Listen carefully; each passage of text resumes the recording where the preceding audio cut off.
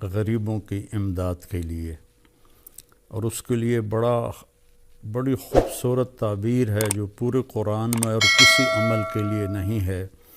وہ اللہ تعالیٰ نے ایک جگہ فرمایا فَلَاقْتَحَمَ الْعَقَبَةَ وَمَا أَدْرَاكَ مَا الْعَقَبَةُ فَكُّ رَقَبَةٍ أَوْ إِطْعَامٌ فِي يَوْمٍ ذِي مَسْغَبَةٍ يَتِيمًا ذَا مَقْرَبَةٍ أَوْ مِسْكِينًا ذَا مَتْرَبَةٍ ثم كان من الذين آمنوا وتواصوا بالصبر وتواصوا بالمرحمة أولئك أصحاب الميمنة۔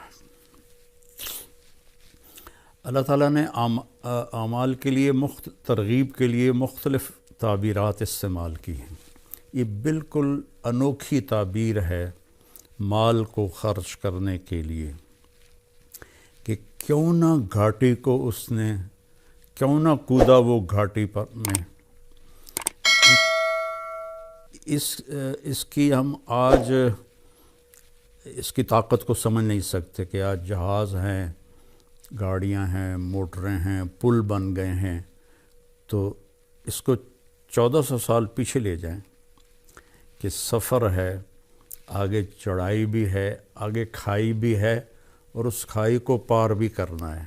کوئی پل نہیں ہے، جہاز نہیں ہے، گھوڑا ہے۔ یہ ہوتا تھا کہ پھر نیچے اتر کر پیدل دوسری چڑھائی پہ چڑھتے تھے۔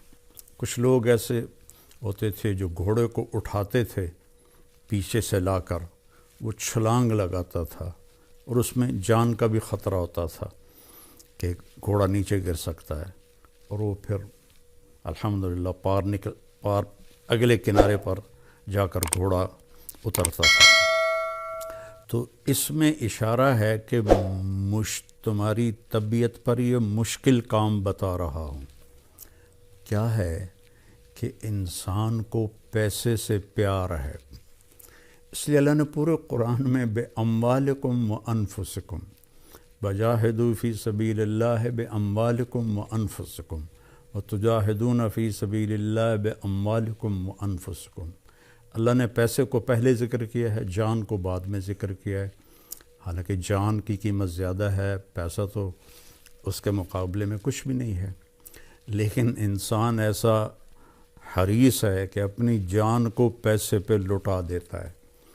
خاص طور پر جو آج کی دوڑ لگی ہوئی ہے، لوگوں کو نہ اپنی صحت کی پرواہ ہے، نہ بچوں کی پرواہ ہے، نہ گھر کی پرواہ ہے، بس سارا دن پیسہ پیسہ پیسہ، پھر اسے خرچ کرنا مشکل ہوتا ہے۔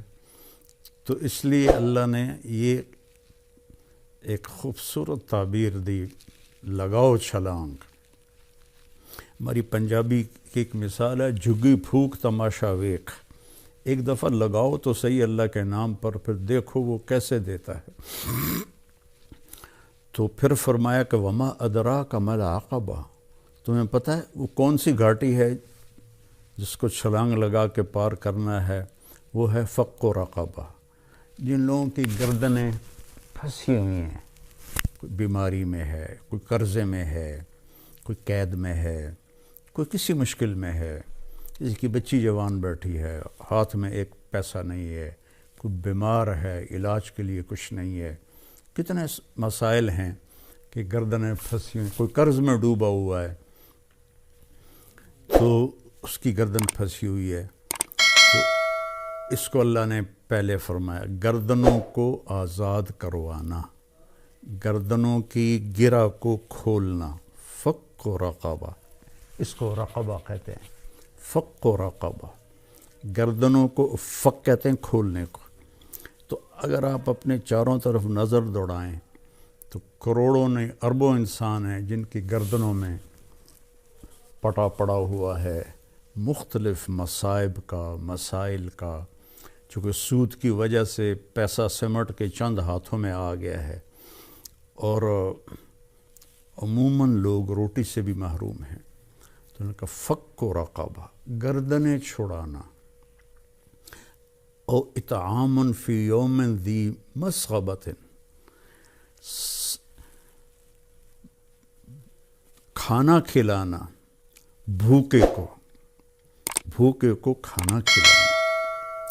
مجھے ایک بات یاد آ گئی، 1982 میں نظام الدین گیا تھا ایک چلے کے لیے، تو میں نماز کے بعد تھوڑا ٹہلنے کے لیے باہر نکل جاتا تھا۔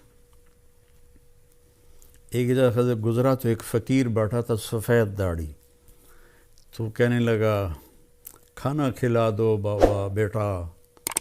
تو میں نے آزمانے کے لیے کہا آپ کھائیں گے؟ ہاں جی۔ میں نے کہا آؤ، تو میرے ساتھ جلدی سے اٹھ گیا۔ میں گیا آگے، ایک اچھا سا ہوٹل تھا، میں اسے وہاں لے گیا۔ میں نے کہا بابا جی کیا کھاؤ گے؟ کہنے لگا بریانی کھاؤں گا۔